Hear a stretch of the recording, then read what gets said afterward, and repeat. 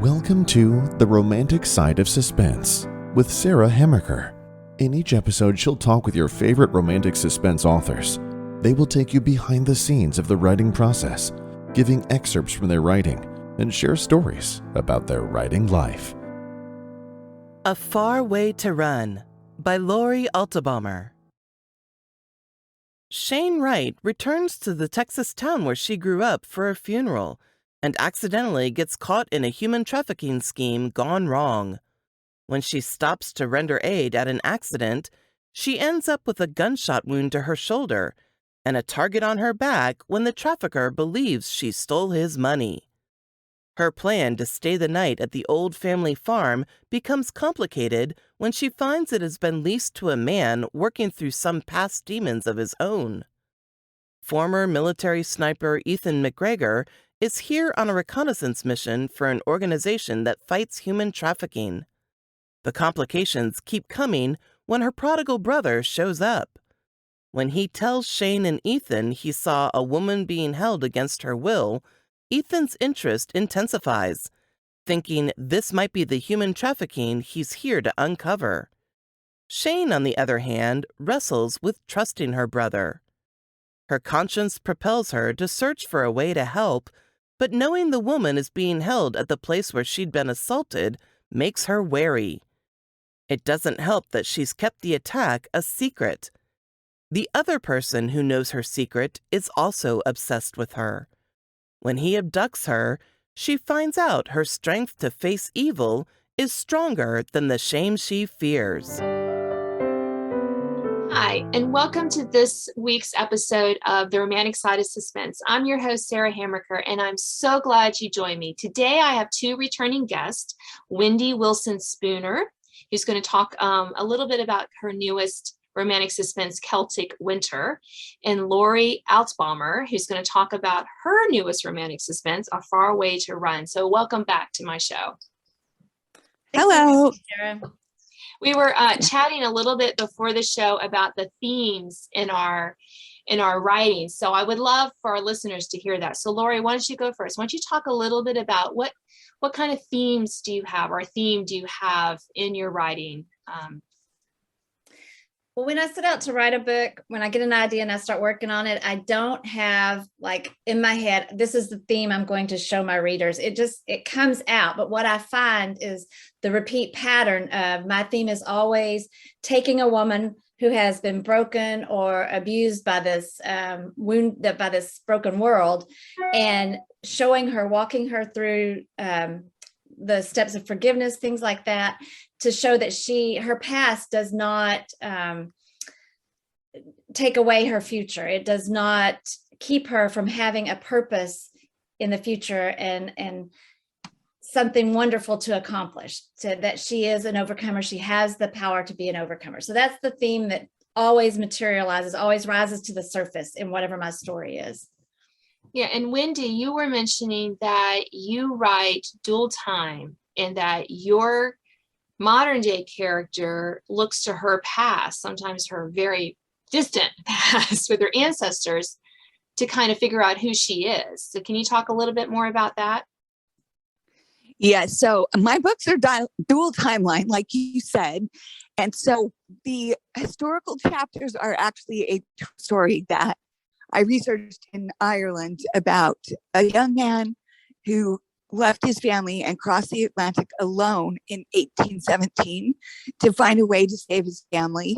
And it's who he became in America that I had to write his story.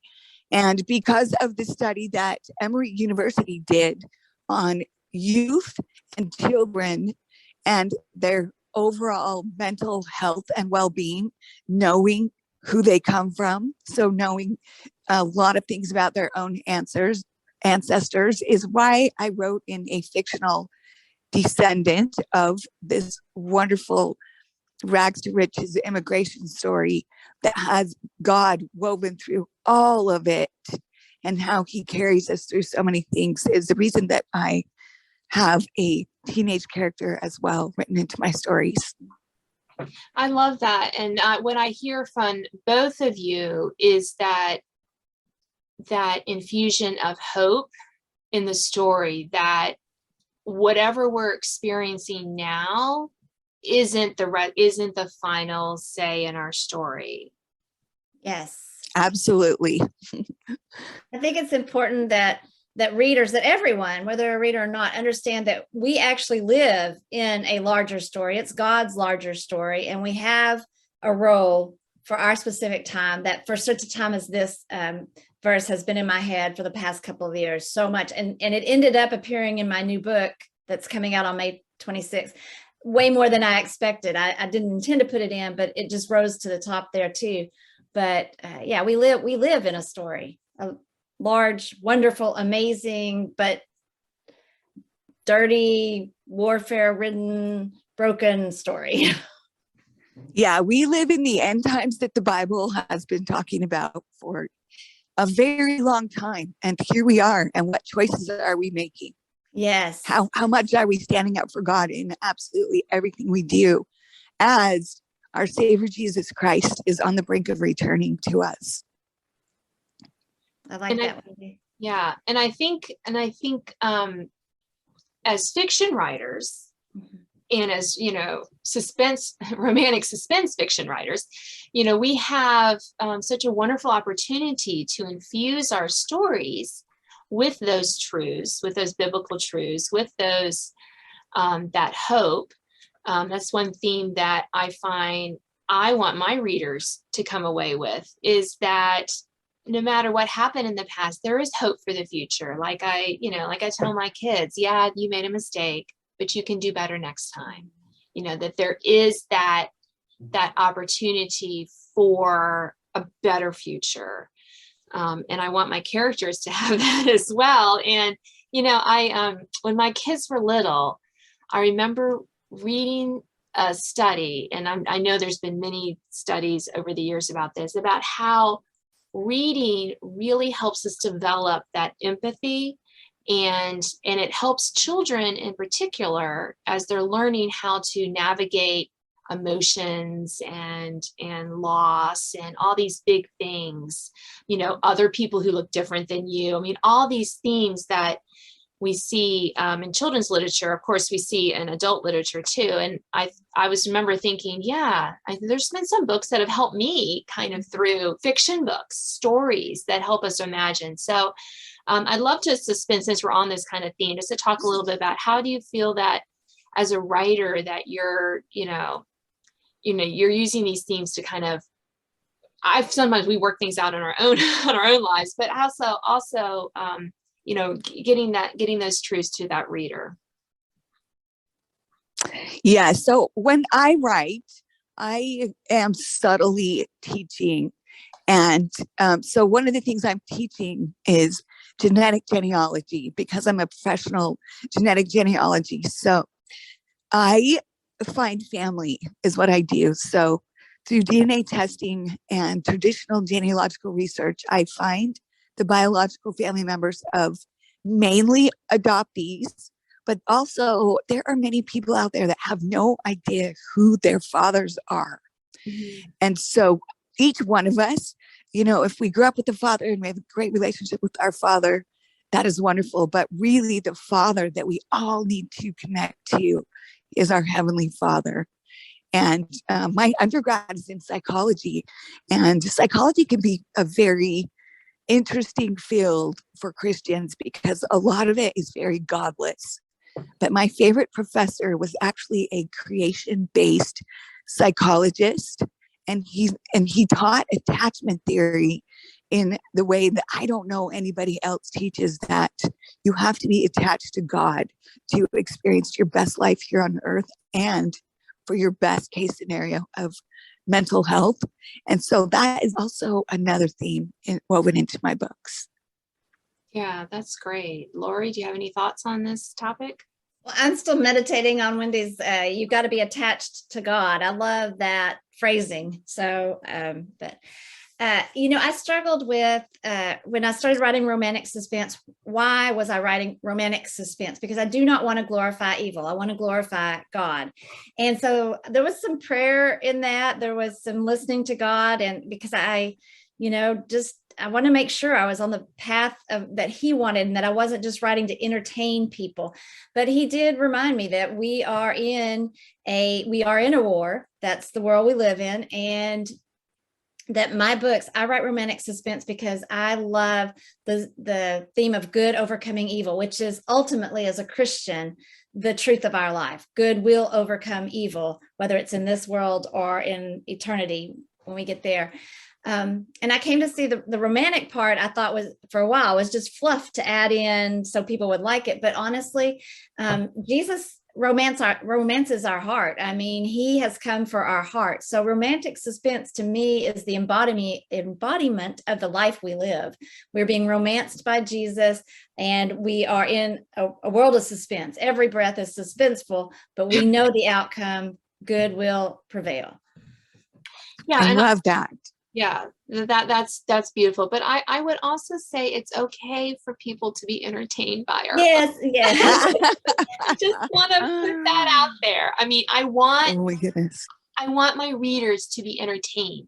Yes. But I want them also, to absorb those things, because if they're not entertained, they're not going to read our book. So just putting it out there that, yeah, you're right. But No, I agree. That's the first reason they need to read is the entertainment. And I don't ever try to preach and put the message in the book in a way that takes away from the entertainment value. But I want them to be a better person when they had finished the book, because they're closer to God.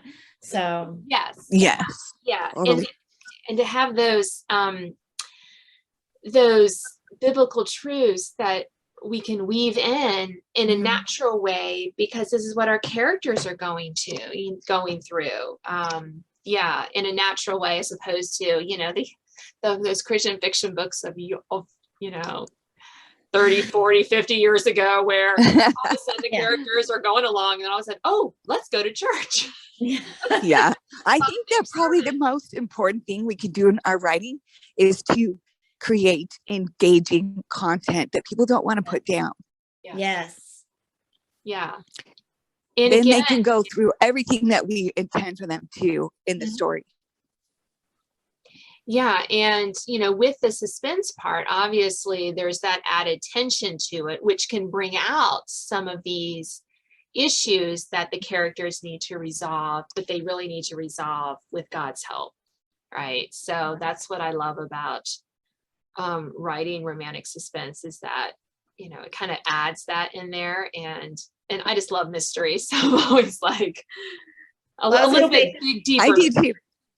To be honest, I write suspense because I can get my characters to do things I would never do.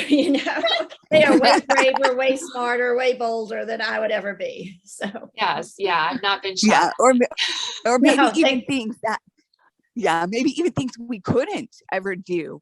Right. Right. Yeah. I know it does get kind of fun to think about ways to, quote, torment our characters, and again, a good way, in the story, not super gross. In a loving, godly way. We just want to torment them a little. Yeah. Those are the bad guys. The bad guys are after them. They have to figure it out. Yeah. Yeah. So let's talk a little bit about your new book. So, Lori, your book, A Far Away to Write, is it a sequel? Is it a book 2? Is it a standalone? What about it? It's a book 2. It's set in the same town, and there are a few of the same characters, but you do not have to read book 1 for book 2 to make sense and work. So I just kind of took the same location and some of the same people, same issues, and moved them into book 2. So, and this is a town you've created, or yes, it's a fictional town. Yes, it's a combination of several small towns. So, yeah, I've created a fictional town. It's like I could use a real one, but I think I'm just gonna go with a fake one. It's kind of fun. You kind of get some, like, I don't know. I like creating my own town. Yeah. The thing I have a problem with, and I just need to take better notes, is where I put things. Like, is the hardware store next to the cafe? Yeah. Yeah. I need to write this. I need to have like a little map of the town. I'm a horrible drawer. This is why I'm a writer, because my children used to laugh at my stick figures. I was that bad. I'm that bad. I'm just not good at all. So I need to. Well, I have the opposite problem of you guys, because I wrote about an actual frontier town in the United States where my main character, he became a founding father. So I adhere very closely to 200 years ago. What was this town like, to present day? Okay, what's this town like? Oh, right. With the historical part, you have to be super accurate about that. See, this is that's why I'm not writing historical fiction. I love to read it sometimes. It's one of my genres I enjoy reading, but I'm too impatient. I'm such a history nerd. I will go through I will plow through every archive I can find to find the most beautiful, real details about people and places and times. Oh, I love that. I'm a history buff too. I just rather read about it than actually go and recreate it. I'll just enjoy the fruits of your labor. Yes. Yeah, well, I went through the serious pain for 3 years of my graduate degree at the University of London in genealogy and documentary sciences. And the Brits are the best genealogists in the world because of the feudal system. So I learned from the best how to find the truth at the very bottom of a very deep pile. Oh my goodness. Wow. That sounds tiring. I just want to go take It's actually, if you love it, it's the grandest adventure you could ever imagine. I can see myself getting all off in that pile of research and never actually getting to the writing, just going through the research. Same. That's what I would be doing. So Wendy, now we want to know, how do you balance the research with the writing? Well, I used to be a pantser in my writing. So my first book, I literally just went with it. As I was researching, I would write, oh my gosh, I've got to write this into the story. This is just going to pop for people's hearts. And so the first book just pantsered the whole thing. And then the second book, I thought about how long it took me to write that way. It took me 3 years to write my first book. So the second book, I just thought, no, I've got to outline this so that when I'm researching, I know exactly what I want to find, so that it doesn't take me 3 years. So the second book only took me a year to write. So that is progress. That is progress. That's great. So Lori, are you a pantser or a plotter now that we're into that territory? I have been a pantser, and I am a pantser, and I'm like Wendy. The amount of time it takes me to write, and I'm not even doing all the research she's doing, the rewriting, and I think I wrote 10 books to get one book out of it because I didn't have a plan. So I'm trying to merge I don't have the patience to sit down and plot it all, and that just spoils the fun for me. A lot of it's the exploration along the way, but I do need some basic outline and agenda of where we're going, so that I don't end up with that where I've got, I've written 10 books just to get one. Yeah. Oh gosh. I tend to be a pantser because I don't know. That's just the way my mind works. I can't really think. I can think like 6 chapters ahead, but I can't think really 20 chapters ahead. So, but I've been working on that because I want to sell on proposal. I don't want to write the whole thing. That's been my struggle, to try to figure out a way to, tell the story in a synopsis without, having to plot every chapter. So anyway, I'll get there because, I love the advice that we get from James Bell. He says, you just have to know the ending. If you know the ending to your story, you can figure out the beginning and you fill everything in the middle. And that has been very helpful for me. Yes. Yeah. I tend to know the ending, although I don't always know who the bad guy is. Sometimes. Yeah. Or all the plots along the way. I mean, I kind of know what happened and why it happened. And so then I go fill it in. So yeah, I'm trying. It's like, your brains just work in different ways. That's why I love to talk to other writers, because our brains are just so unique to us, and we can train them to some extent, but we can't, there's certain things my brain is never going to be a chapter 1, this happens, and go all the way through and be able to write that book. No, I agree. Yes. I could try it, but then it's going to run off in a different direction every time. Every time. halfway through, and your character will tell you something. I was like, I didn't know that. If you had told me that 6 chapters ago, that would have made a huge difference. So yeah. Well, speaking of bad guys, because you touched on that, I don't know who the bad guy might be, right? Well, in my first book, there isn't really an antagonist. The bad guy is time. It's typhus fever. It's crossing the Atlantic and surviving that crossing. And then it's surviving on the American frontier and everything that they dealt with in that time. And then in my first book, it's the main character who's the teenage girl in the present day timeline.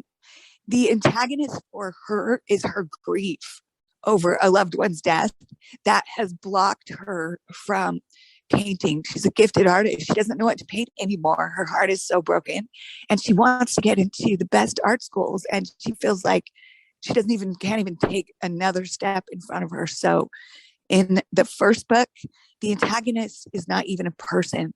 But in my second book, the antagonist is a person, and it's very clear who that is. And I've had readers message me and say, I hate this person so much, I don't even know what to do with him. So yeah. I like to, it's fun to cloak I think it's this person, maybe it's this person. Yeah. And the why are they doing it? Yeah, those are fun to do. Well, lady, we are almost out of time. So I'm going to give you each one more opportunity just to say, like, Wendy, one line about your most recent book. So Wendy, Celtic Winter. What is one thing we need to know about Celtic Winter? Celtic Winter is about 2 young ladies 2 centuries apart racing the clock to save the people they love. Great. All right. I love that. And Lori, A Far Way to Run. A Far Way to Run is about a young woman named Shane Wright who learns there really is more than one way to bury a person. Okay. So readers, you can hear a little bit more about those with this podcast that I hope you go pick up. Lori Altebaumer's A Far Way to Run and Wendy Wilson Spooner's Celtic Winter. And thank you for being on my show. Thank you, Sarah. Thank you so much. You've been listening to The Romantic Side of Suspense. I'm your host, Sarah Hamaker, and I'm so glad you joined me today. I've been talking with Lori Altebaumer and Wendy Wilson Spooner, and you can find out more about them with the notes to this podcast. Celtic Winter by Wendy Wilson Spooner. 2 young ladies, 2 centuries apart, both struggling to save the people they love in this captivating sequel to Once Upon an Irish Summer. In 1817, Eliza Hamilton loses her brother to the lure of America and is left behind to keep her family alive amid religious warfare, oppressive English laws, typhus fever, and starvation. She has no time for love, even when a noble suitor wishes to marry her. In present-day America, a gifted artist travels to help her injured grandmother. When she arrives, she also finds the mother of the young man she loves on her deathbed. While juggling school, her budding art career, and caring for her grandmother, Beth races the clock with Preston to find the only relative who could save his mother's life. Thanks for listening to The Romantic Side of Suspense with Sarah Hamaker.